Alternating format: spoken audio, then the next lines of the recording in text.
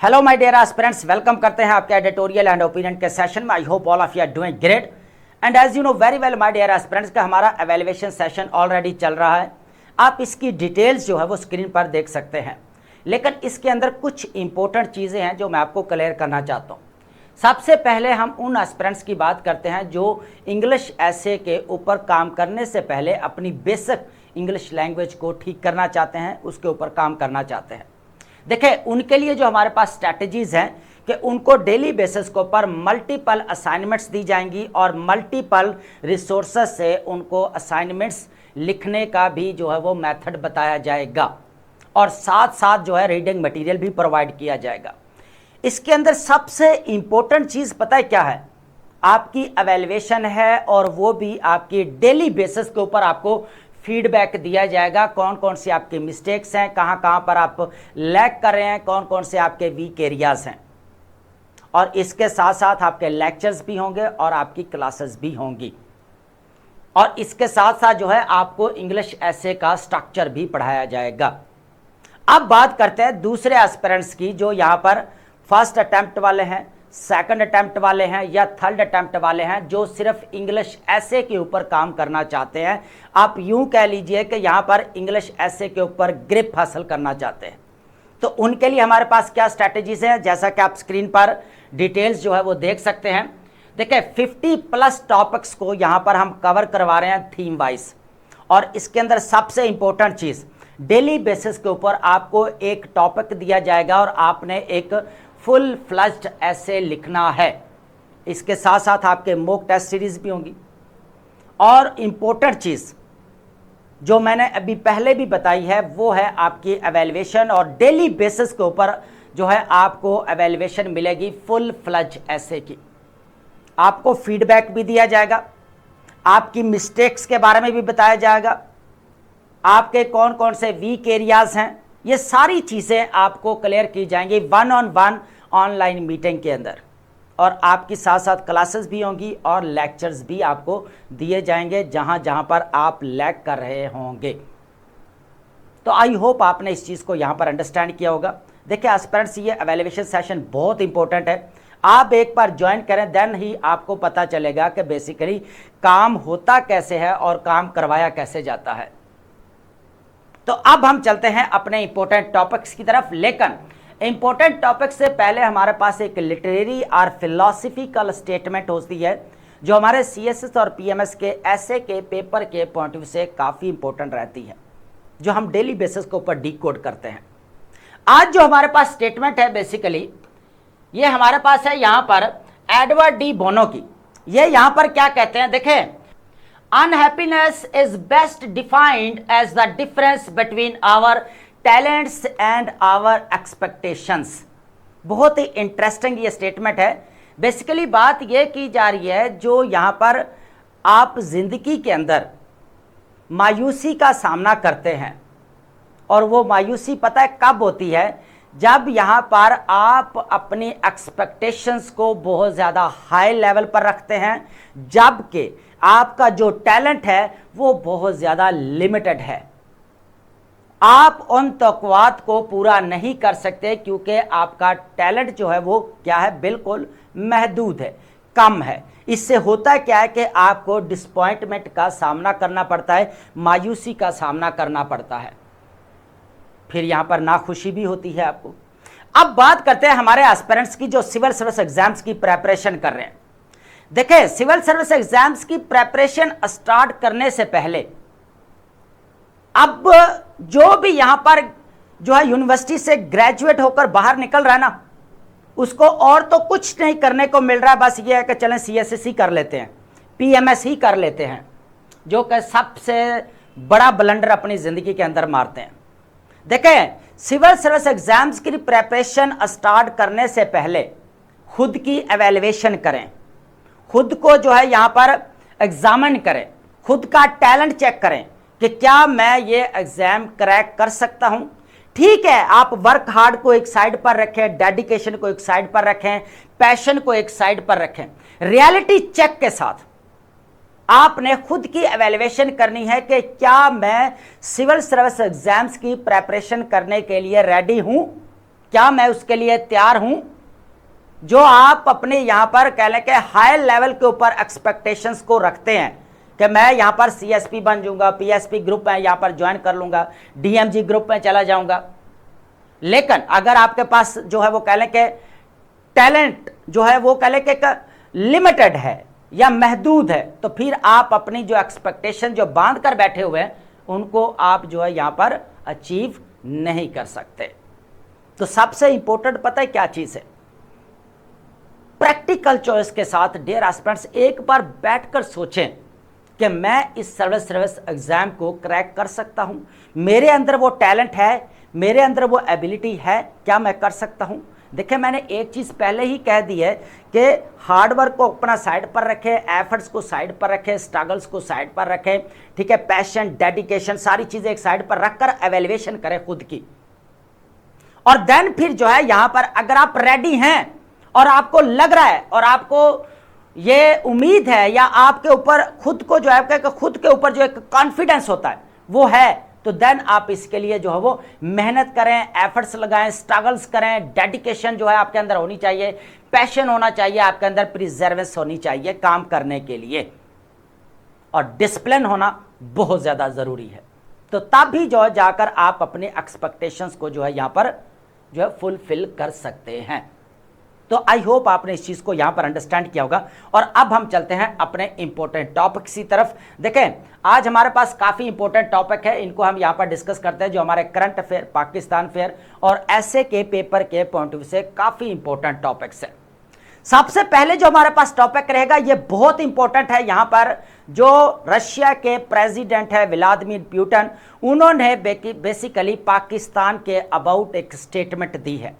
यहां पर जियोपॉलिटिक्स के अंदर हमें एक न्यू शिफ्ट देखने को मिल रहा है, जहां पर रशिया अफगानिस्तान के साथ अपना क्या कर रहा है, यहां पर ताल्लुकात को बढ़ा रहा है। एक चीज मैं यहां पर क्लियर कर दूं कि तालिबान गवर्नमेंट को अगर दुनिया के अंदर किसी ने रिकॉग्नाइज किया है तो वो यहां पर किसने किया था? रशिया ने। यहां पर एक और चीज मैं बताऊं, मैं पहले भी कहता हूं कि हिस्ट्री ऑलवेज रिपीट्स इटसेल्फ, और वही चीज यहां पर हो रही है। आज अफगानिस्तान उन चीजों को भूल चुका है जो 1979 के अंदर यूएसएसआर ने जो है अफगानिस्तान के ऊपर जो है 1 डेकेड तक जो है यहां पर अटैक्स किए, इनके दरमियान में हमें कॉन्फ्लिक्ट देखने को मिला। आज आप ये देखें कि एक तरफ जो है यहां पर पाकिस्तान को ग्लोबल लेवल के ऊपर सराहा जा रहा है, डिप्लोमेसी को एज ए पीस मेकर, जिस तरह पाकिस्तान ने अपना रोल प्ले किया। अब यहां पर इंटरेस्टिंग चीज पता क्या है कि रशिया बेसिकली अफगानिस्तान के साथ अपने ताल्लुकात को क्यों बढ़ाना चाहता है? एक चीज तो यह है, और दूसरा अगर देखा जाए तो what are the implication for Pakistan, तो पाकिस्तान के लिए यहां पर क्या इंप्लीकेशंस हो सकते हैं? ऑलरेडी आपको पता है कि पाकिस्तान और अफगानिस्तान के दरमियान में मिलिटेंट्स ग्रुप्स को लेकर यहां पर कॉन्फ्लिक्ट हमें देखने को मिल रहा है, जहां पर पाकिस्तान की तरफ से जो ऑपरेशन स्टार्ट किया था गज़बुल हक, आपने इस चीज को अंडरस्टैंड करना है। दूसरा यह देखना है कि यहां पर अभी तो ट्रंप जो है ना मिडिल ईस्ट के अंदर थोड़ा बिजी है, लेकिन अभी भी कहीं ना कहीं पर उनकी जो नजर है वो बेग्राम एयरबेस के ऊपर भी है। इस चीज को भी आपने अंडरस्टैंड करना है। दूसरा, रशिया यह चाहता है कि बेसिकली इंडिया, पाकिस्तान और चाइना के साथ बिल्कुल बैलेंसिंग एक्ट के साथ चलना चाहता है, और उसने यहां पर एग्जांपल दी है कि पाकिस्तान जिस तरह बैलेंसिंग एक्ट का यूज कर रहा है, मल्टीलैटरल जो है यहां पर क्या देखने को मिल रहा है? रिलेशंस देखने को मिल रहा है, चाइना के साथ भी, ईरान के साथ भी, गल्फ स्टेट्स के साथ भी। रशिया ने यहां तक भी कहा कि हमारे साथ भी, और उसके साथ अगर देखा जाए तो यूएसए के साथ भी। तो अब हम टॉपिक की स्टेटमेंट को यहां पर रीड करते हैं और देन जो है हम नेक्स्ट टॉपिक की तरफ जाएंगे। तो इसके ऊपर डिस्कशन बहुत इंपॉर्टेंट रहने वाली है, इसका एनालिसिस बहुत इन डेप्थ में जाकर जो है इसको हम डिस्कशन करने वाले हैं इसकी। तो सबसे पहले जो हमारे पास टॉपिक रहेगा वो है यहां पर पुतिन्स पाकिस्तान पजल। यहां पर बात की जा रही है कि जो पुतिन ने यहां पर कहा है ना कि Pakistan is not under control of China, Pakistan की एक जो मल्टी वेक्टर हमें फॉरेन पॉलिसी देखने को मिल रही है, और यह बात यहां पर कही है व्लादिमीर पुतिन ने कि हम भी यही काम करना चाहते हैं कि बैलेंसिंग एक्ट किसके दरमियान में? अभी मैंने जैसे बोला पाकिस्तान, इंडिया और यहां पर चाइना के साथ। कहीं ना कहीं पर पाकिस्तान की जियो स्ट्रैटेजिक इंपॉर्टेंस जो है साउथ एशिया के अंदर, ग्लोबल साउथ के अंदर बढ़ चुकी है।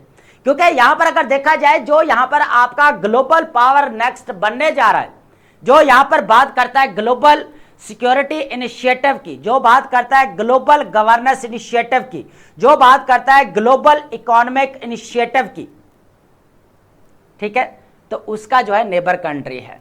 और यहां तक भी कहा गया कि चाइना और पाकिस्तान के रिलेशंस और ज्यादा डीप होते जा रहे हैं सी पैक के अलावा, ठीक है। इस चीज को आपने अंडरस्टैंड करना है। Pakistan multi vector foreign policy and Russia Taliban military accord, अब इसके इंप्लीकेशंस क्या हो सकते हैं यहां पर पाकिस्तान के लिए, इस चीज को यहां पर अंडरस्टैंड करेंगे। यह बहुत इंपॉर्टेंट चीज है, क्योंकि पाकिस्तान और अफगानिस्तान के दरमियान में ऑलरेडी मिलिटेंट्स ग्रुप्स को लेकर यहां पर कॉन्फ्लिक्ट चल रहा है, ठीक है। सेकंड टॉपिक रहेगा 28th अमेंडमेंट की बात करेंगे। आपको पता है इसके ऊपर डिबेट अभी चल रही है, लेकिन इसके अंदर जो मेन मुद्दा है ना, बात यहां पर की जाती, मेन मुद्दे की तरफ मैं आता हूं, बात की जाती है न्यू प्रोविंसेस की। देखिए आपका मुल्क पहले भी देखे 15 to 16 बिलियन डॉलर रिजर्व पड़े हैं आपके पास, और न्यू प्रोविंसेस बनाने के लिए आपको चाहिए यहां पर कितने पैसे, तकरीबन 300 से 400 बिलियन रुपए एक न्यू प्रोविंस के लिए चाहिए। क्यों भाई, आपने असेंबलीज नहीं बनानी, ऑफिस नहीं बनाने आपने, ठीक है। ये कहां पर कैसे बनेंगे, ये इंफ्रास्ट्रक्चर बनाना नहीं है, ठीक है। ह्यूमन रिसोर्सेज के यहां पर जो है वो कह लें कि हमें सिलेक्शन नहीं देखने को मिलेगी या उनकी जरूरत नहीं पड़ेगी। तो अगर देखा जाए तो 300 से 400 बिलियन रुपए का हमें यहां पर बजट देखने को मिल रहेगा न्यू प्रोविंस के लिए। लेकिन बात यहां पर जो इस टॉपिक के अंदर की जा रही है ना, वो की जा रही है empowering local government via proposed 28th amendment. ये बात ठीक है। यहां पर आर्टिकल 7 अगर देखा जाए, आर्टिकल 7 कॉन्स्टिट्यूशन का, तो जो आपका यहां पर लोकल गवर्नमेंट है वो आपका थर्ड टायर कंसीडर किया जाता है। फर्स्ट 2 कौन से हैं, फर्स्ट आपका फेडरल है, सेकंड कौन सा आपका प्रोविंशियल है, और थर्ड आपका क्या है, लोकल गवर्नमेंट है।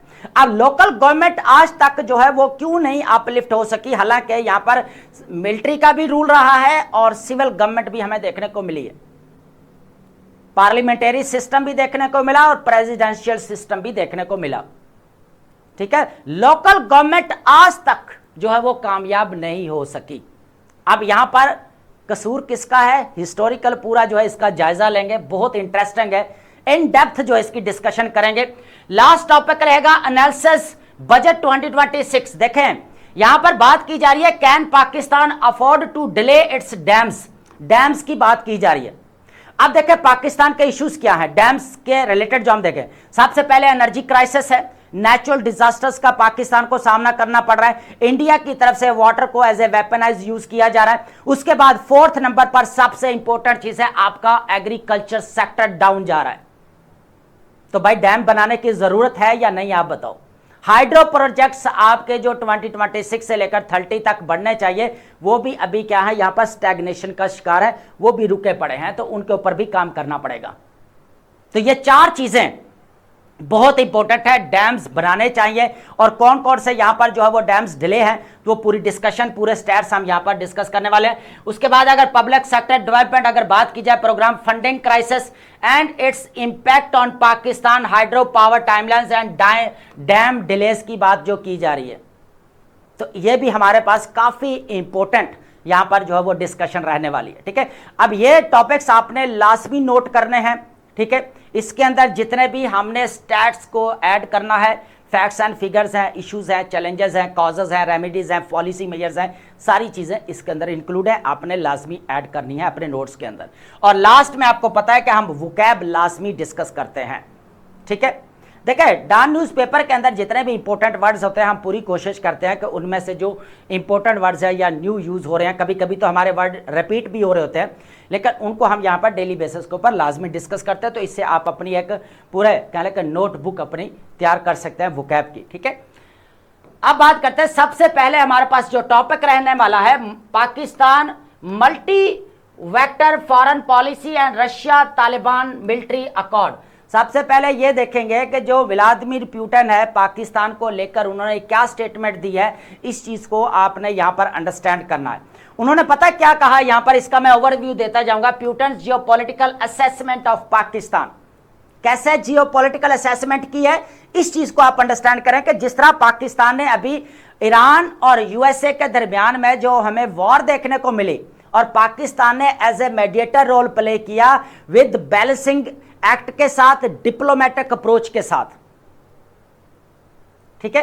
तो अब एक तरफ तो यहां पर चाइना के साथ रिलेशंस, एक तरफ गल्फ स्टेट्स के साथ रिलेशन, एक तरफ यहां पर ईरान के साथ रिलेशन, और दूसरी तरफ अगर देखा जाए तो यूएसए के साथ रिलेशन। रशिया ने यह भी कहा कि हमारे साथ भी रिलेशन कहीं ना कहीं पर तो है ना, तो यह चीज भी है। तो यहां पर यह कहा गया कि रिजेक्शन ऑफ चाइनीज कंट्रोल। तो यहां पर जो व्लादिमीर पुतिन की तरफ से कहा गया कि भाई जो अब सेंट पीटरबर्ग में बेसिकली इन्होंने बोला है, Russia president Vladimir Putin stated that Pakistan is not under China's control, क्योंकि characterising it as a large sovereign nation, ये एक बहुत बड़ी लार्ज जो है वो कह लें सॉवरेन नेशन है, पाकिस्तान को बोला जा रहा है, मल्टी फैसेटेड एंड उसके बाद अगर इंडिपेंडेंट डिप्लोमेटिक रिलेशनशिप, और देख ले कि इंडिपेंडेंट रिलेशनशिप किस किस के साथ बात की जा रही है। अब यहां पर गल्फ स्टेट्स, ईरान और गल्फ की कभी बनी है पहले? 2015 से उठाकर देखा शिया सुन्नी वाला मैटर चल रहा है, और चाइना और यूएसए तो आपके सामने ही है, और रशिया और यूएसए का जो है यहां पर कंड्रम जो हमें देखने को मिल रहा है वो भी आपके सामने ही है। तो पाकिस्तान इस क्रिटिकल सिचुएशन में सबके साथ अपने डिप्लोमेटिक रिलेशंस को कायम किए हुए हैं, दो कंट्री को निकालकर, अफगानिस्तान और इंडिया को, ठीक है। उसके बाद है justifying Russia Taliban dynamics, Putin rhetoric provide diplomatic cover for Moscow's recent defence talks with, यहां पर अफगान तालिबान। यहां पर 27 मई को 2026 military technical cooperation agreement sign किया गया है काबुल के साथ 27 मई को। तो what are the implication for Pakistan, Pakistan के लिए क्या हो सकता है? सबसे बड़ा चैलेंज पाकिस्तान के लिए जो है वो मिलिटेंट्स ग्रुप्स की वजह से जो टेररिज्म देखने को मिलती है उसका है, जिस तरह जो है केपीके और बलूचिस्तान के अंदर हो रहा है। तो अगर यहां पर रशिया उसके साथ अपने रिलेशंस को बिल्ड करता है, तो अभी जो कहा जा रहा है कि अफगानिस्तान के पास इतने मॉडर्न हथियार कहां से आ रहे हैं जहां पर वो ड्रोन का यूज कर रहा है यहां पर बाउंड्रीज के ऊपर, और वो कौन कर रहा है? यहां पर मिलिटेंट्स ग्रुप्स, ये कहा जा रहा है, ठीक है। अब अगर रशिया उसके साथ रिलेशंस को बिल्ड करता है तो भाई रशिया क्या यहां पर वेपन सप्लाई करेगा तो ये आप देख लेना कि नेशनल सिक्योरिटी के लिए पाकिस्तान के बहुत बड़ा थ्रेट हो सकता है। लेकिन दूसरी तरफ रशिया यह भी नहीं चाहेगा कि रीजन के अंदर टेररिज्म बढ़े। यहां पर टेररिज्म बढ़ेगी तो उसको पता है कि यहां पर चाइना रशिया के क्लोज है, और चाइना जो है सेकंड यहां पर जो है वो कह लेकर ग्लोबल पावर है, और जो कि यहां पर रेस में भी है, फर्स्ट नंबर पर भी आने की कोशिश कर रहा है, ठीक है। फर्स्ट आते आते तो टाइम लगेगा, लेकिन अभी बहुत सारे सेक्टर्स में वो जो है उससे आगे जा रहा है यूएसए से, तो ये भी नहीं चाहेगा रशिया यहां पर। तो अभी ये फाउंडेशन यहां पर रखी गई है थोड़ा सा, लेकिन पाकिस्तान को यहां पर जो है वो बी केयरफुल रहना पड़ेगा। द स्ट्रैटेजिक इक्विवेलेंस मैसेज की अगर बात की जाए, अब देखें पुतिन यहां पर क्या करे कि पाकिस्तान जो है ना बैलेंस रखा हुआ है, अपना तवाज़न रखा हुआ है। जैसे मैंने पहले भी कहा कि यूएसए और जो है यहां पर चाइना का कंपटीशन, गल्फ स्टेट्स और ईरान के दरमियान में कॉन्फ्लिक्ट या टसल आप कह सकते हैं, और पाकिस्तान ने इन सारों के दरमियान में क्या क्या रखा हुआ है? बैलेंसिंग एक्ट, डिप्लोमेटिक रिलेशंस को मेंटेन रखा हुआ है। तो इसीलिए बोला जाता है कि पाकिस्तान को मिडिल पावर का जो है वो स्टेटस मिल चुका है, ठीक है, यह भी कहा जाता है, यह चीज भी है। अब अगर देखा जाए नेक्स्ट पॉइंट रहेगा जो इंपॉर्टेंट है, strategic shift and Sino Pakistan relations. बात वो करता है यहां पर पाकिस्तान और यहां पर चाइना को लेकर। अब डिफेंस ओवर इकोनॉमिक्स, अब यहां पर अगर देखा जाए भाई इकोनॉमी से हटकर, सी पैक से हटकर भी जो है वो चाइना पाकिस्तान इकोनॉमिक कॉरिडोर के अलावा भी अगर देखा जाए तो इनके रिलेशन जो है वो हमें ज्यादा देखने को मिल रहे हैं, इन डेप्थ में जाकर मिल रहे हैं। डिफेंस टाई भी देखने को मिल रहा है जहां पर चाइना पाकिस्तान को प्रोटेक्ट करता है, और वो किस तरह करता है भाई? आर्टिफिशियल इंटेलिजेंस वॉर जो हुई 2025 के अंदर, जो टेक्नोलॉजी पाकिस्तान की तरफ से यूज की गई, ठीक है, वो किसकी थी? यहां पर चाइना की है, ठीक है। यही चीज बेसिकली यहां पर कही जा रही है। बीजिंग स्ट्रक्चरल इनिशिएटिव की बात की जाए तो जैसा मैंने अभी कहा कि यहां पर जो चाइना ग्लोबल पावर बनने की रेस में है, तो उसने सबसे पहले यहां पर global governance initiative, global security initiative, global civilisation initiative, global यहां पर हमें गवर्नेंस इनिशिएटिव देखने को मिल रहा है, और ये इनिशिएटिव किसने लिया? यहां पर चाइना ने, और पाकिस्तान उसका नेबर कंट्री है। तो पाकिस्तान की जो स्ट्रैटेजिक लोकेशन है, इंपॉर्टेंस है, वो बढ़ चुकी है। क्यों बढ़ चुकी है? क्योंकि अगर देखा जाए जो यूएसए का कंपेटिटर कौन है यहाँ पर, चाइना है, वो नेबर कंट्री है, बाउंड्री लगती है पाकिस्तान के साथ। ईरान के साथ यूएसए वॉर लड़ रहा है, वो भी बाउंड्री लगती है पाकिस्तान के साथ। इंडिया के साथ स्ट्रैटेजिक पार्टनरशिप देखने को मिली, उसकी भी बाउंड्री लग रही है पाकिस्तान के साथ। अफगानिस्तान के अंदर 20 ईयर तक वॉर लड़ता गया है यहां पर यूएसए, वॉर ऑन टेरर। तो आप देख सकते हैं कि पाकिस्तान की इंपॉर्टेंस क्यों ना बढ़े यहां पर। और चाइना को पता है मैंने सी पैक यहां पर कंप्लीट करना है और सेंट्रल एशिया तक कनेक्टिविटी करनी है। अब उसको यह चीज भी नजर आती है, वो कभी भी नहीं चाहेगा चाइना का यहां पर जो है रीजन के अंदर टेररिज्म फैले। तो इसका मतलब यह है कि ग्लोबल साउथ के अंदर सबसे ज्यादा जो डोमिनेंस है बीआरएफ प्रोजेक्ट को लेकर वो चाइना की है। लेकिन फिर भी यहां पर यूएसए अपनी हेजमनी बनाए रखना चाहता है। और वो रखना कैसे जाता है, उसने घेरा कैसे हुआ, आप ये देखें। पाकिस्तान के साथ रिलेशन बिल्ड किए हुए, ऊपर से देखें आसियान कंट्री के साथ, जो साउथ चाइना सी के अंदर कंपटीशन चल रहा है चाइना और यहां पर आसियान के कंट्रीज के दरमियान में। और उधर से अगर देखें जापान, ताइवान और साउथ कोरिया के साथ ट्रायंगल, किसके साथ कनेक्टिविटी है, यूएसए के साथ है। ठीक है, तो यहां पर अगर देखा जाए तो रशिया जो यहां पर बात कर रहा है ना कि भाई मैं भी यहां पर इंडिया, पाकिस्तान और चाइना के जो है वो बैलेंसेस अप्रोच के साथ चलना चाहता हूं। ठीक है, बैलेंस अप्रोच के साथ बेसिकली। तो ये चीज भी है। ठीक है, उसके बाद बैलेंसिंग डायलेमा है। ठीक है, ये चीज हम ऑलरेडी डिस्कस कर चुके हैं। अब बात करते हैं यहां पर USA, Afghanistan, variable, Russia, posture की अगर बात की जाए, ये बहुत इंपॉर्टेंट है कि बेसिकली यहां पर अगर देखा जाए ना कि रशिया अफगानिस्तान के अंदर अपना इन्फ्लुएंस क्यों बढ़ाना चाहता है, क्योंकि अगर देखा जाए तो अभी अभी क्या है यहां पर 2020 के अंदर क्या किया, यहां पर यूएसए ने स्टेप बैक किया है। अब रशिया को वो वक्त नहीं भूल रहा जब यहां पर 1979 के अंदर अफगानिस्तान के ऊपर अटैक किया और यहां पर यूएसए ने किसको फेवर दी, यहां पर पाकिस्तान के साथ मिलकर किसको दी, यहां पर अफगानिस्तान को। यहां से यूएसएसआर को निकाला गया और जैसे ही वो निकला है, आफ्टर 2 ईयर जो है हमें फ्रेगमेंटेशन देखने को मिली, तोड़फोड़ देखने को मिली, पूरा ब्रेक हो चुका था। और वही चीज आप रशिया आज देखें अपना इन्फ्लुएंस बढ़ा रहा है और उनके दरमियान में जो टेक्निकल कोऑपरेशन हमें जो देखने को मिल रहा है, एग्रीमेंट, इसकी फाउंडेशन रखेगी। तो बगराम एयरबेस की जो बात करते हैं ना, अभी भाई ट्रंप अभी बिजी है मिडिल जो इसके अंदर वॉर के अंदर, लेकिन वो साथ साथ देखें जहां जहां पर उसको मौका मिल रहा है चीजों को बड़े तरीके से लेकर चल रहा है। हम चाहे उसको कहते हैं कि वो स्टेटमेंट बदलता रहता है, इनिशिएटिव लेता है लेकिन कंप्लीट नहीं करता है, बीच में छोड़ देता है। ठीक है, तो अब देखें कि वो उसकी नजर जो है ना पूरी दुनिया के ऊपर है ट्रंप की, है ना। जहां कहीं पर भी आप देखोगे यूएसए की इंटरवेंशन आपको देखने को मिलेगी। ये चीज है बेसिकली, है ना। तो ये भी है, तो इसको आप ऐड कर सकते हैं कि आप बगराम एयरबेस की अगर बात की जाए यहां पर, तो ये भी यहाँ पर चीज हमें देखने को मिल सकती है। Both Russia and China closely monitor USA movements in West Asia. ठीक है, there are regional apprehensions that USA president Donald Trump could create geopolitical uproar regarding the strategic Bagram air base in Afghanistan, threat of the Taliban empowerment, Russia's defense agreement with Kabul। अगर देखा जाए तो ये पाकिस्तान के लिए जो हम यहाँ पर कहते हैं शक व शुबहात यहाँ पर क्रिएट कर सकता है, लेकिन चाइना को सामने रखते हुए कभी भी रशिया ये हरकत नहीं करेगा कि रीजन के अंदर टेररिज्म फैले। ठीक है, ये चीज भी है। Pakistan evolving value to Moscow and Washington, अब ये बहुत इंपॉर्टेंट चीज है।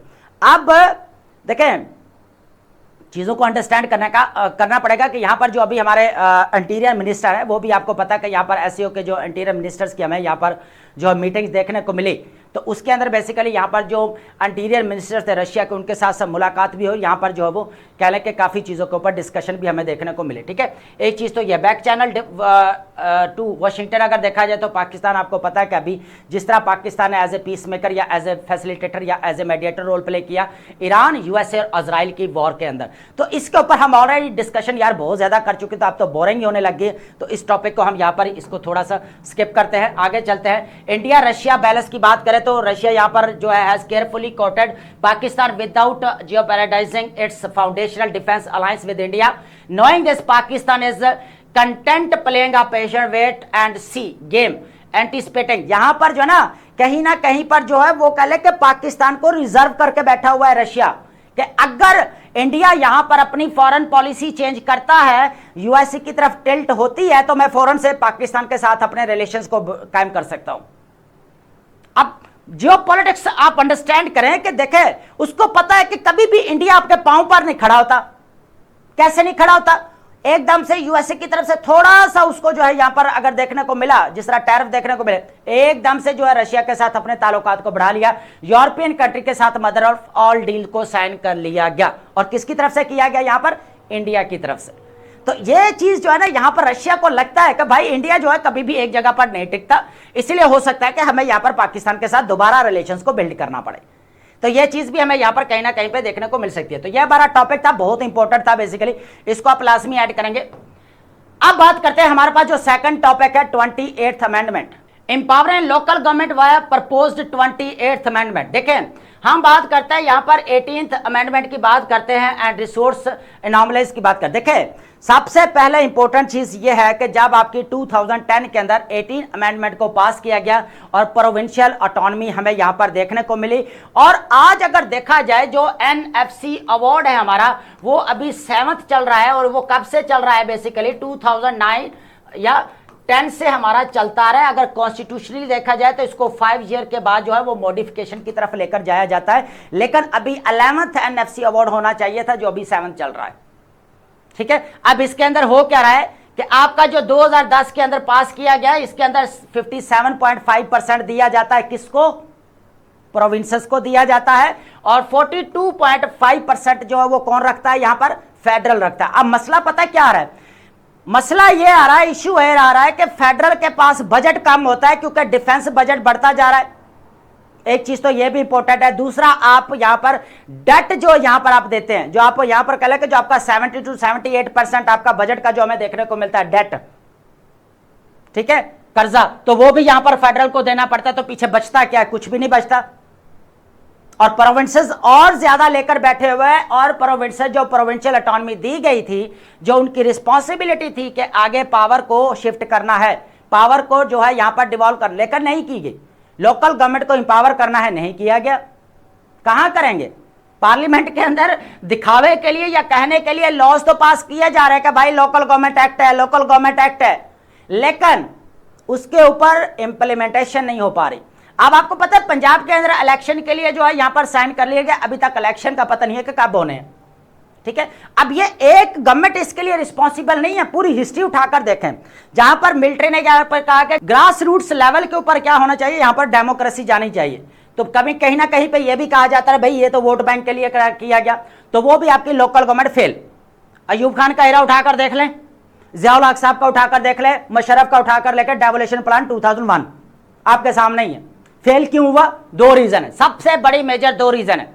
एक तो ना तो यहां पर लोकल गवर्नमेंट को डिसीजन मेकिंग के अंदर इंक्लूड किया गया, और सेकंड ना ही उनको फाइनेंशियल बैकअप दिया गया, जिसकी वजह से आज भी फेलियर है। और केपीके के अंदर 2013 का एक्ट देख लें, आज भी गवर्नमेंट उधर जो है लोकल गवर्नमेंट फेल है। बाकी ब्यूरोक्रेटिक हर्डल्स को छोड़ दे, वो साइड पर रखें, लेकिन प्रोविंसेस की यहां पर रिस्पॉन्सिबिलिटी दी, क्योंकि आपका जो कॉन्स्टिट्यूशन का आर्टिकल नंबर 7 है वो यहां पर थर्ड टायर कहता है लोकल गवर्नमेंट को। जैसा कि मैंने पहले भी कहा, फेडरल, प्रोविंसेस और आपका नीचे क्या आएगा यहां पर थर्ड टायर लोकल गवर्नमेंट, लेकिन वो चीज देखने को नहीं मिलती। फेलियर ग्रास रूट्स डेवोल्यूशन है, प्रॉपर यहां पर जो होना चाहिए, जैसे मैंने अभी कहा कि वो यहां पर किया गया, उसको सही से नीचे ट्रांसफर या डेवोल्यूशन हमें नहीं देखने को मिली, यहां पर डिसेंट्रलाइजेशन। ठीक है, ये चीज है। अब बात करते हैं प्रपोज 28th अमेंडमेंट की, जो डिबेट हमें नजर आ रही है। अब इसके अंदर बहुत सारी न्यू चीजें भी हैं, लेकिन जब ये आएगी तब देखेंगे। कभी तो ये भी कहा रहा कि बजट भाई लेट इसी वजह से किया गया है, ये तो आप देखेंगे कि होता क्या है नेक्स्ट। लेकिन इसके ऊपर जो हमारा एनालिसिस रहेगा यहाँ पर इस टॉपिक का, रिव्यूइंग रिसोर्स फॉर्मूला। एक तो इसके अंदर जो एनएफसी अवार्ड है उसको डिस्कस किया जा रहा है कि भाई कम करना है, ज्यादा करना है, क्योंकि अगर देखा जाए तो नेचुरल डिजास्टर का सबसे ज्यादा सामना कौन कर रहा है, यहाँ पर प्रोविंसेस कर रहे हैं। तो उनके लिए वो कह रहे हैं कि हमें और ज्यादा बजट दे भाई, और ज्यादा हिस्सा दे हमें। लेकिन यहां पर गवर्नमेंट कह रहा है कि भाई डिफेंस बजट बढ़ता जा रहा है, हमने आगे भी मामला देखना है। अब 28th अमेंडमेंट में बहुत सारे चीजें ऐसे भी हैं जो यहां पर डिपार्टमेंट से जो वापस जो है वो यहां पर कौन ले रहा है, फेडरल आपका वापस ले रहा है। लेकिन वो अभी तक ये अजम्पशन है, मफरूजात है, जब तक कोई क्लैरिटी हमारे सामने नजर नहीं आती 28th अमेंडमेंट में, तब तक हम नहीं करेंगे। लेकिन अभी हम कॉन्स्टिट्यूशनल की बात करते हैं कि यहां पर जो है वो अमेंडमेंट के अंदर लोकल गवर्नमेंट को इंपावर करना चाहिए। तो यहां पर आर्टिकल नंबर 7, जैसे मैंने पहले भी कहा कि यह आपका थर्ड टायर है, ठीक है, थर्ड टायर है, लेकिन इसको फिर भी इंपावर नहीं किया जा रहा। आर्टिकल 32 यहाँ पर प्रोविंसेस को बोला गया कि भाई आपने लोकल गवर्नमेंट को यहाँ पर इंपावर करना है, लेकिन वो भी यहाँ पर होते हुए नजर नहीं है।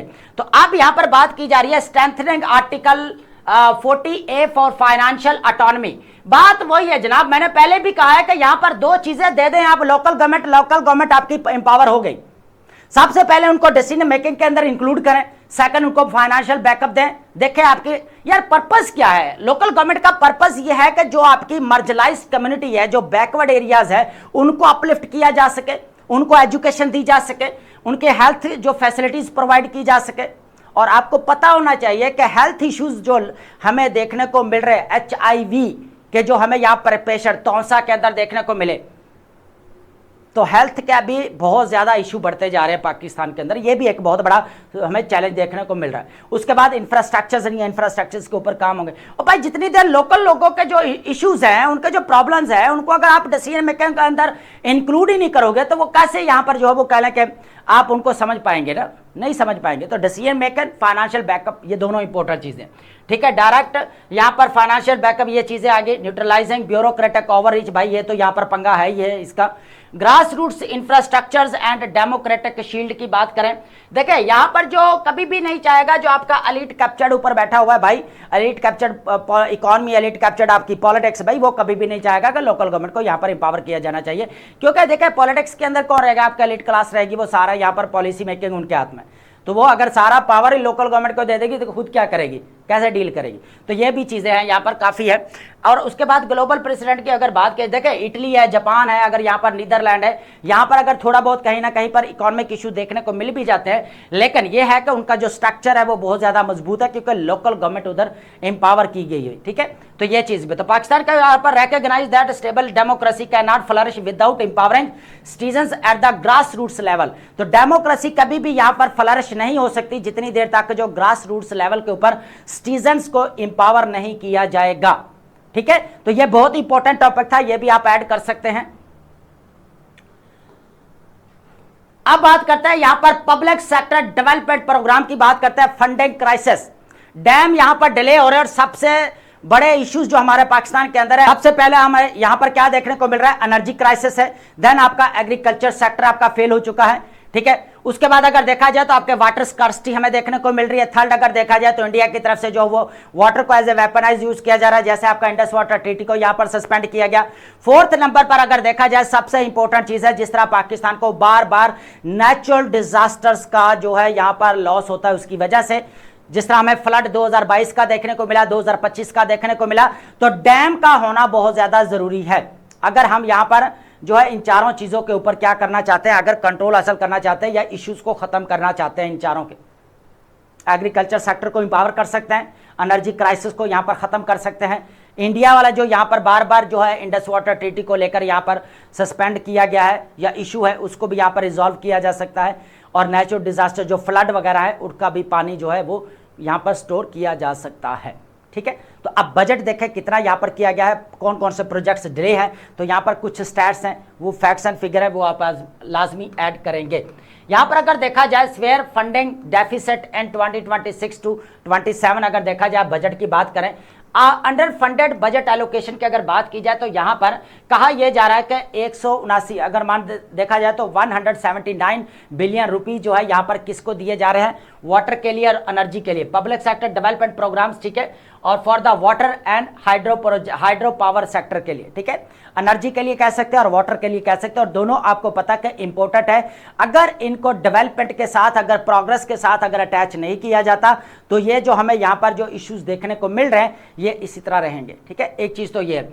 अगर देखा जाए रिसोर्स गैप की देखा जाए, वापडा ने यहां पर बड़ा ऑफिशियली यहां पर जो है वो आर्ग्यू किया कि Pakistan needs at least 500 billion rupees, कितने 500 बिलियन रुपीस की जरूरत है अगर आप वाटर और यहां पर जो है वो कह लें कि एनर्जी सेक्टर के ऊपर अगर आप खर्च करते हैं या आगे आप इसको डेवलपमेंट के साथ अटैच करते हैं तो, ठीक है। तो ये 500 यहां पर बहुत ज्यादा जरूरी। फास्ट ट्रैक पे अगर देखा जाए pack on the critical projects, noting that the previous years megger allocation यहां पर 106 बिलियन डॉलर हम बिलियन रुपीस जो है 2025 और 26 में देखने को मिले, और अब जो है एटलीस्ट 179 बिलियन रुपए दिए जा रहे हैं। लेकिन महंगाई भी तो देखें ना, आपका डॉलर कहां पर खड़ा है जाकर, ठीक है। उसके बाद major strategic projects at risk की अगर बात की जाए, आपका दया मीर भाषा डैम, ठीक है, ये सारे डिले में जा रहे हैं, जो हमें यहाँ पर 2026 से लेकर 2030 तक कंप्लीट होने हैं, लेकिन यहाँ पर जो है बजट कम दिया जा रहा है, ये चीज़ भी है। Delays in the expanded infrastructure threaten to virtual escalating electricity cost, तो इलेक्ट्रिसिटी आपके पास सामने ही है, प्राइसेस बढ़ रही हैं। क्लाइमेट इंड्यूस्ड फ्लडिंग, तो फ्लड आपका बढ़ते जा रहे हैं। Shrinking per capita water scarcity, तो वाटर भी आपको स्कार्सिटी यहाँ पर कमी देखने को मिल रही है, ठीक है।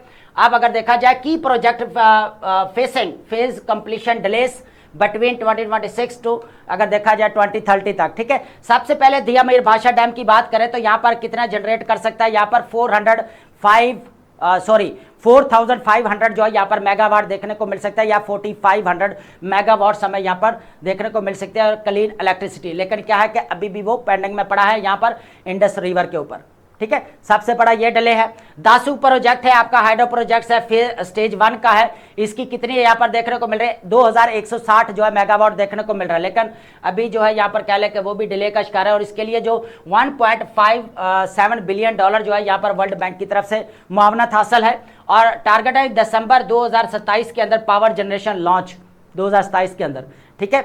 उसके बाद है तरबेला 5th एक्सटेंशन की अगर बात की जाए, ऑनगोइंग और को फाइनेंस्ड वेंचर वर्ल्ड बैंक, और उसके बाद अगर देखा जाए आसियान डेवलपमेंट की अगर बात की जाए, aiming to scale Tarbela's capacity from, यहाँ पर जो बढ़ाने की बात की जा रही है वो है 4,888 मेगावाट से बढ़ाकर कितना किया जाएगा यहाँ पर, जो कि 6,418 मेगावाट है। तो आप ये देख लें कि एक तो एनर्जी का क्राइसिस का सामना करना पड़ रहा है पाकिस्तान को, और अभी तक डैम भी डिले हैं, ठीक है। तो ये प्रोजेक्ट्स भी आपके डिले हो रहे हैं। उसके बाद मोहम्मद डैम, और उसके बाद K4 स्कीम जो हमें देखने को मिल रही है, वो भी यहाँ पर 800 मेगावाट का प्रोजेक्ट है मोहम्मद डैम वाला, ठीक है, वो इलेक्ट्रिसिटी वाला, वो भी यहाँ पर पेंडिंग में।